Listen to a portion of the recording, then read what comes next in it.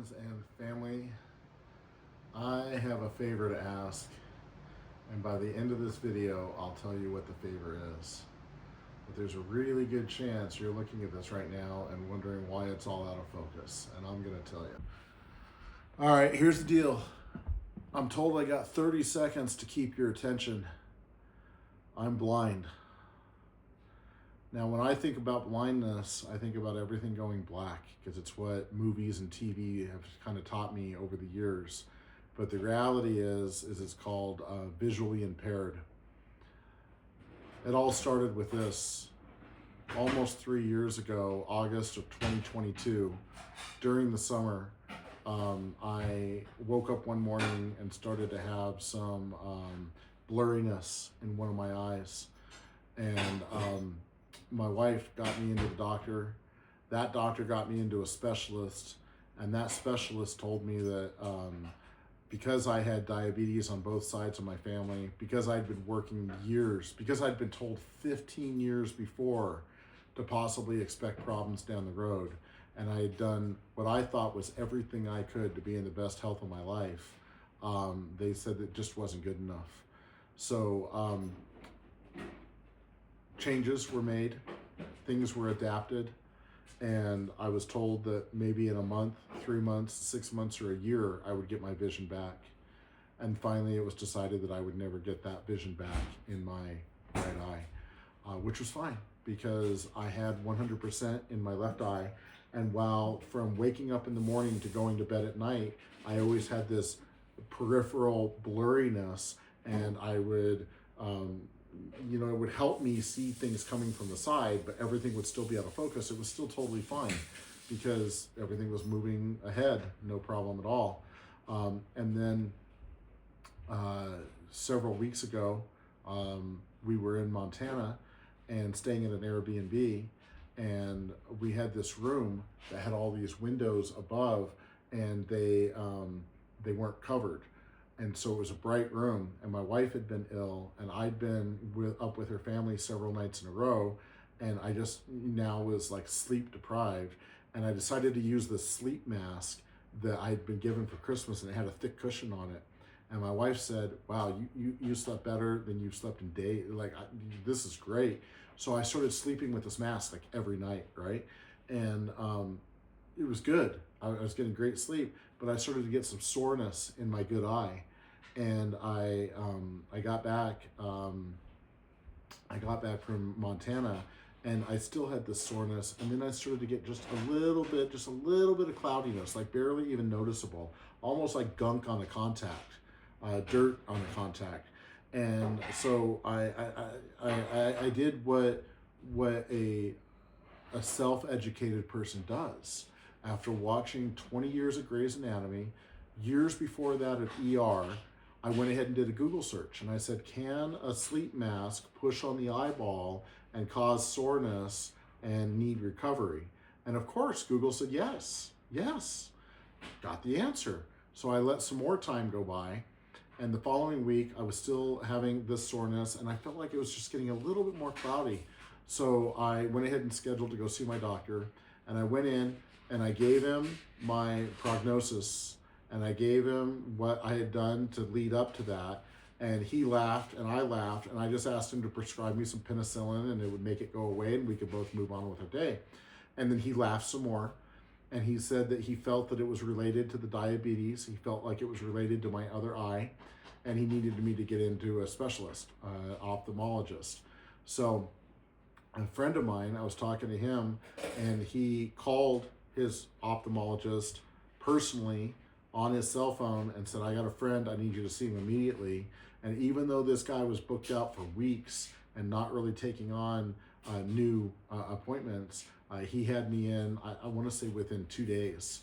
And so we got in with him, and he said, ran a bunch of tests, and he said, I think I know what's going on here, but I need you to see another specialist and do some more tests so we can get a definitive answer. And so that was scheduled for the following week. Well, that weekend, I went to Costco, and I just felt like the shading, especially along the bottom of my periphery, had gotten a little bit worse, and it was so gradual. And so it was things like people were crowding me. It was too much. I felt like I was in a movie, and I just felt overwhelmed, and I was by myself. And things like I went and used the restroom, and I tripped over the yellow wet floor sign on my way out. Progressively over the next couple days, things got darker, and things got more hazy. And so we got to the second ophthalmologist, and he ran his tests, and my tests with him were worse the next week than the week before with the first guy. And so he came back, and he sat down, and he says, look, here's the deal. I want you taking this baby aspirin. I want you taking it every single day for the rest of your life. And here's the deal. You're legally blind, and you have a visual impairment, but at this point, I'm ready to sign the paperwork, and you should start doing everything you can to file for disability benefits, meaning medical coverages and support systems that can help aid in the things that I need to make this easier. And he says, I'm ready to sign this paperwork today. So he said, I need you to get back with your first ophthalmologist and come up with a plan. So immediately leaving his office, we had an appointment for the next week to meet with the first ophthalmologist, which was actually this week. So this last weekend, actually the first weekend, I apologize. The first weekend, what I did was we let my kids know.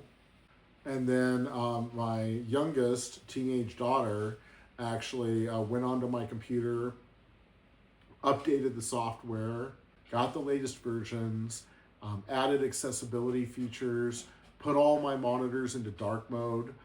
When I look at a white document, it's painful to my eyes, whether it's on my iPad, my phone, or my computer. So everything's gone into dark mode with a white print. And so my daughter had set up things like speech to text and text to speech. She gave me a worksheet of how to operate everything, different shortcut keys. And I got to tell you, coming off of that weekend into the beginning of the week, I had a lot of work, and trying to work on QuickBooks, who doesn't really work with accessibility impaired features, it felt like it was impossible. It felt like it took me a half a day just to write one invoice. And I had other projects that needed my attention and time and things like that. And so that week was the hardest week. And during that week, we also had a networking meeting with our networking group for business, and we were launching a new program that focuses just on one business a month and how everybody can kind of help that business. And the vice president and I decided to use me as the test. And this is going to come back to that favor that I'm going to ask you, because it's the same favor that I asked this group. Okay, and I'm going to come to that in a little bit. But I shared with everybody, and to be honest with you, after weeks of going through this and being at the worst part of it, I just completely broke down. It took me several attempts to gain my composure. So we got to the end of that meeting. People wanted to pray, and if you are somebody of faith, and if you know what it means when a group huddles together and there's hands being laid on you and hands you're laying on other people, you know the impact that has. So we did that. And then my favor is this: please respect my privacy, and please respect my wife's privacy, especially our immediate families. I know it's hard. already, just in the small people that I've shared with. And you got to remember, not even my mom knew what happened 2.5, almost 3 years ago. Okay, because I knew my mom would like go to NASA and use all that computing power and then be coming up with all of these things. And that's what a mom does. And that's great. It's what my wife would do for her kids. I know she would. I understand and I get it. Um, I want information. I want to be helpful. I want to know what I can do. And people are going to ask her, what's this diagnosis? What's the name of this? What doctor? What skin? And we are already in this, okay? And we're already going through it. And to have to keep repeating it or have to keep talking about it, it would be better if my wife's girlfriend said, hey, let's go out shooting together. It would be better if I went out and grabbed some beers with the guys. It would be better if we could just learn to grow into this new thing that is so fresh and so new and so shocking to all of us. I'm a different person today than I was 3 weeks ago or 5 weeks ago. And I have to adapt to that, and I have to let people know what's going on, okay? And I've lived my entire adult life under the slogan, you can get everything you want in life if you help enough other people get what they want. And it's been great for me. But now I'm at a point where I have to be willing to let people help me. And so my ask is that very clearly is that you please be helpful. Ask if there's anything you can do. I understand it, I get it, and I appreciate it, and thank you. But please don't be invasive. Even those closest to us. This last weekend was my wife's birthday, and I had asked a bunch of family members to send me videos, and it was really important to me to edit this video, to get this video done. And so Saturday I sat down into editing mode, and it was the first time I sat at my computer to edit after a week of challenging experiences on my computer. And I already have 3 large monitors from the one bad eye, and now everything's blown up even more. And I've gone through all different types of reading glasses, and I'm doing this editing at the computer. And as the day is going on, because no editing takes 2 minutes, so as the day is going on, even though everything had been black down below for the previous week and a half, even though I was tripping over dogs and toys, and I was running over stuff with golf carts and all these things, all of a sudden some light started to come back in the bottom of my field of vision, and some down below, and I started to feel just a little bit more focus. And I have this picture frame on my desk that's a rotating picture frame of my wife and I dating, and it's my favorite pictures that I look at throughout the day when I'm working. And the week before I was almost depressed because it was totally out of focus. And now all of a sudden with the reading glasses, I was able to clearly see things that I knew by muscle memory, but I was actually clearly seeing them again. And a big picture frame in my hallway, I was able to see that clearly as I passed by. And so I kept telling my wife throughout the day that I just felt like things were feeling a little bit better, and I wasn't sure if it was the confidence of me getting more and more used to my new world, or if things were actually shifting. And so we had an appointment to see my main ophthalmologist this week, and got into his chair again, and I was explaining everything to him. He started looking at stuff. He goes, listen, we are seeing the inflammation in your eye is going down. So this is a great thing. This is exactly what we want. We want to protect this eye. We want to do everything we can. And so we're continuing to fit different contacts. We're continuing to fit different things, and try different things and adapt to different things. And this is really good. This is good because now as I've had days to work at my computer, as I've made adjustments, I'm getting a new keyboard with big keys on it and backlit and big letters on it, and so here's the deal. Remember the story in Costco? I'm tripping over carts. So I'm at a Costco with my wife. Different Costco, different day, right? I'm at a Costco with my wife, and we always walk side by side. from the moment we were friends all the way through, just side by side. I know that there are marriages where one person walks ahead. I always thought it was weird, side by side, right? But here's the deal. My wife was gone now, and I was like running into her side by side. So we had to start learning that she needed to walk a step ahead of me. She needed to like be a guide. So we're in a Costco, and she goes to get something, and she's not there, and I bump into somebody, and I'm still feeling like really embarrassed, and I'm sorry, and my wife actually says, "Oh, he's visually impaired. Sorry about that." And then she comes to me and she goes, "That lady was being in a rush. She was being kind of rude." And so my wife's got to deal with this reality now too. It's not just my reality; it's her reality.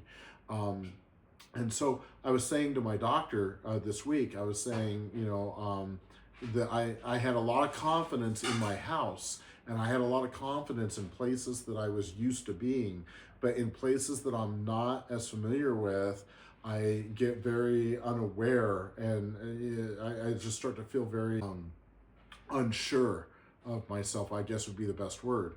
And so my wife said, I think he should get a walking stick. And again, to me, that's for people who see black. They're blind. They don't. And so I told my doctor, I said, I feel like a fraud in wanting to do something like that. And he said, no. He goes, here's the deal. He goes, you do this not only for you do this for other people. It helps other people understand and that you've got something going on. And so my wife immediately ordered me this thing that's kind of like Darth, like Star Wars lightsabers. I even have a little light on the end of it because light helps me in dark situations. It helps me, open up, what's, dark. And so we actually, my daughter, so my wife could get some work done. My daughter took me to do errands just yesterday. And this was my first time out in public using this. And ironically at a Costco, and it was so cool because it's like Jesus opening up the sea, right? The Red Sea. I'm walking around with this thing, and I can see images, and a lady just grabs her kid and pulls her kid out of the way, and people are kind of being respectful, and it really was a much better experience. And that's the thing is they say pride comes before the fall, so you got to learn how to not fall, and have things and tools and people and things like that. So that was really helpful. Now, here's the deal. I'm not sharing my diagnosis. I'm not sharing my medical updates. I'm not sharing what doctors are doing, what scans and why, and all of that stuff. I'm sharing that I have diabetes and I'm now visually impaired. Here's what I'm sharing. I'm very lucky because my Southern California business is thriving right now. It's actually doing incredible. When I left, I wasn't sure how that was going to work out. And the first year I had to fly back several times to manage projects. But now I've developed such a shorthand between me and my guys that I can send them out to look at a project. They can give me photos, they can give me videos, I can write a quote, I can admin everything from my desk, I can work with my customers, I can be available to my customers when they mess things up afterwards. And so I actually have these I have these two large projects in California right now that are just going, the way they're supposed to go. And that's what's supposed to happen over time. I was just thinking about this. I was thinking like Jeff Bezos, right? Like maybe in the beginning months, he started Amazon when it was a book company. If somebody had a problem with an order, they might have been able to call up and talk to Jeff and say, hey, Jeff, this is the problem I'm having, right? And Jeff would fix it. But like this week, if I got a problem with an Amazon order and I call him up, I'm not talking to Jeff. There's no way I'm talking to Jeff. And that's the reality of business. When you grow a business, you come to a point in the administrative level where you need other people taking care of stuff. And that wasn't always the case with me. When the owner of my company first moved me from a manager to a vice president, he told me, he said, Sean, you are really good at sales and you are really good at people, and you are so good that while you're doing all the rest of this stuff, you are outwriting all of your other guys every single month, month after month after month. But you're going to get sucked in to the admin side. And he said, don't let it suck you in. Don't let it consume you, because you have the type of brain that wants to do everything. And he tried to warn me, and I was good at it when I had him there telling me not to let that happen. But then when he wanted to get out and I bought the company after working for him for 17 years, now I was doing everything. And my wife and I, we tried hiring a couple of assistants, and it took me so much time to try to get them to do what I wanted them to do. I just wanted to do it myself. So I just did everything myself. And that's sometimes what happens in small business. And that was my, if I did anything wrong, it was trying to do everything. But that business is thriving right now. My Washington and my Idaho business, that business has been a few years and it's been growing. Okay, and the customers that I've worked for, I love the customers. They're so much like my Southern California customers. When I have the right customer, you got to remember, some of those Southern California customers I've worked for more than 30 years. So they keep coming back and they keep coming back because it's 1-800-CALL-SEAN. I'm their guy, right? It's like Arnold Schwarzenegger in that Christmas movie where he's telling everybody, "You're my favorite customer." Well, everybody's my favorite customer, right? So, saying all of that, my business in Washington and in Idaho, I've related it to coming onto a highway, and you can't just enter the highway at 95 miles an hour. Not that I drive 95 or not that I drove 95. Maybe, the Tesla's a lot of fun. But saying that, you enter the speed and you catch up, right? And that's what my business in Idaho and Washington's been doing. But in Idaho and Washington, I've still been a field guy. I've still been going out and doing installs and hooking up wires and sitting at cabinets and crawling around and doing all that stuff. And the reality is that's not going to happen anymore. I now have to treat Washington and Idaho just like I treat California. I now have to figure out how to do this more at my desk and continue to use more and more help. More of what I should have done in California years ago. And there may come a point where I need to get an assistant or a virtual assistant. And if things continue to change or progress, those are some realities. And those are things that we're constantly looking at and we're constantly making adjustments. But here's the deal. Here's the favor. Okay, I know I told you I'd get to a favor because everybody wants to help. Everybody wants to say, what can I do to help you out? And I'm going to give you the help. Okay, here's the help. My wife's been a bookkeeper for 20 years. She's incredible. She was honor student in high school. She does this stuff. It just amazes me. She works for big companies and she works for one-man companies. 7 years ago, she started her own company because I didn't want her working for anybody else. She was working for a big firm. The firm did some bad things, tried to blame her. That day, I told her to quit her job. The next week, I said, start your own company, right? And my wife is so good at what she does, but I've always told her, do more for asking for referrals. Do more for growing your business. And she doesn't feel comfortable doing that. She feels like she's being pushy or she's asking too much. So she's wanted her business just to grow organically.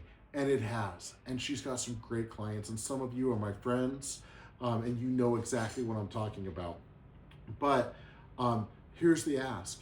So the thing is, I'm asking you to help me, okay? I'm asking you to help me help my wife. And what I want to do is I want to grow her business. She could 3x her business tomorrow and handle that workload perfectly fine. And then past that, she's already got somebody helping her. She could get some additional help. She could get some additional help. I want to see her business 10x. I want to see her business go from a small bookkeeping company to a firm. I want to be here to see that. and I want to help make that happen. Okay, so while I'm transitioning out of field work for my company, and I'm getting used to doing what I do in California, up in Washington and Idaho, I at the same time am going to be putting a lot of effort into growing her company. Okay, here's the deal. I know a lot of talented people. I've seen it happen. Guy is really good, goes out on his own, starts his own business, has a lot of people referring business to him, starts to get busy. Says he's going to have a dedicated day each week to do his paperwork, to do his bookkeeping, do all of that. He falls behind, gets busy, falls behind, gets busy, and all this stuff. And so I've seen my wife say this time and time again. People come to her and they think they're coming to the principal's office, and she wants them to feel like they're the star student. And so she's there just to make everything easy. She says, let her do what she loves so they can go do what they love, right? And I want to see that just grow and grow and grow. I want to see her business eclipse mine, not because my business is bad, but because her business is so good. And the deal is we knew this when she started her business 7 years ago. I had been watching colleagues in my industry that were ahead of me retire, and there was never a payoff. There was never $1 million purchase for their companies. It was always just turn off the phone, go off and do retirement, right? And I knew that was always a possibility for my industry.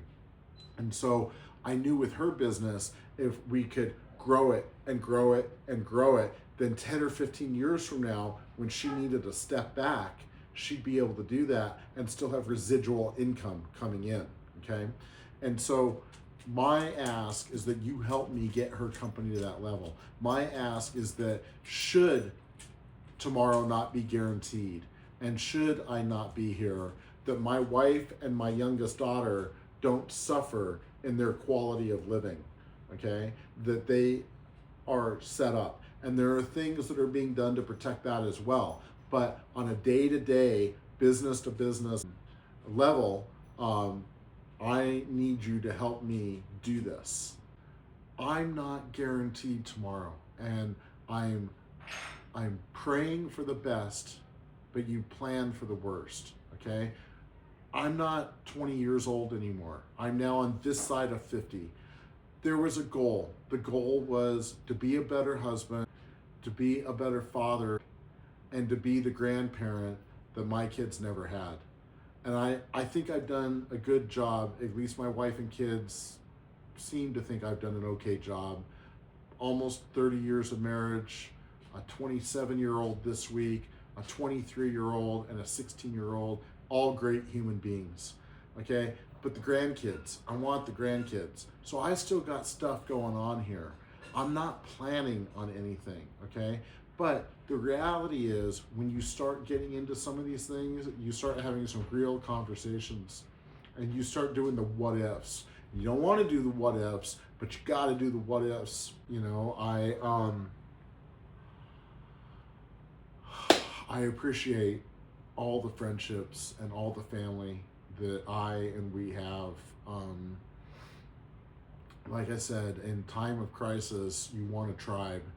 And the people that don't have a tribe are the people that spend their lives suffering. And I feel bad for those people, and I'm sorry for those people. And I've done so many things in my life to protect against that, and to surround myself, and to be vulnerable, and be open, and be real. And, so many different phases and stages of life. And I'm so incredibly grateful to be sitting here at 50 years old, smelling my wife's cooking, hearing my daughter playing games in her room with her friends, and enjoying my dogs, and enjoying the quality of life that we have. And I can tell you, so many times I can think of people that aren't here anymore that went ahead of me, and I felt bad for their families and everything that happened. And I'm so very grateful. And again, I'm not making anything other than plans for the future. I will say this, 30 years in January, my wife will be married. My wife and I would be married 30 years in January. And Um, we were, she was 19, I was 20 when we got married, and um, we were so young, and we were just getting started. Our very first apartment was a studio. We couldn't even fit a regular Christmas tree in it. We had to have like a bonsai Christmas tree. And, then, by our 5th year anniversary, our family had started. And then by our 10th year anniversary, our family had expanded. Then by our 20th anniversary, there was a crisis that um, wouldn't allow us to get away. And so now, coming up on our 30th anniversary in January, we have been doing miles and points and planning and planning and planning all year long to make it to Hawaii for our 30th anniversary. And it's something that we have wanted to do since we got married. It's something we have wanted to experience since we got married. And when I met with that second ophthalmologist and he said, "You were blind," I explained this all to him, and I said, should we make this trip now? Should we go next month, this month, next week? And he said, "No, I understand the importance and significance of you making this trip, and I'm going to tell you, just go ahead and wait until January." So that's our goal. That's what we're working towards, and that's what we're going to continue to aim towards. So I absolutely have plans, and I want to be holding those grandkids, and I want to be cherishing my wife in Hawaii, and I want to be experiencing, all of the things that all of us experience in life. And I had decided that I wanted to share this with everybody in one fell swoop, so I didn't have to keep retelling the story. So I appreciate you hanging here with me. I appreciate you being in my life, and I just thank you. And of course, feel for my wife, feel for my kids. They're going through this too. It takes a lot, but each day is getting stronger. Each day I'm getting quicker at what I do. Each day I've got more confidence in my own environments. I'm getting better on my computer. Monday I get set up with a onboarding for disability benefits, and so that is going to bring a whole host of resources that are going to help me, hopefully with figuring out my day-to-day life and transit and lighting. And there's even a guy I found on YouTube that's been posting videos every Saturday for 11 years for the visually impaired community. So I will find my tribe, and I will find my people, and I will find ways to make this better each day, each week, and each month. And I look forward to seeing you as much as I can, hearing you as much as we talk, and just communicating with you. So I love you all, family and friend. So while Eli here is gonna say thank you as well, and Harley is gonna say thank you as well, I just want to thank you for taking the time to watch this.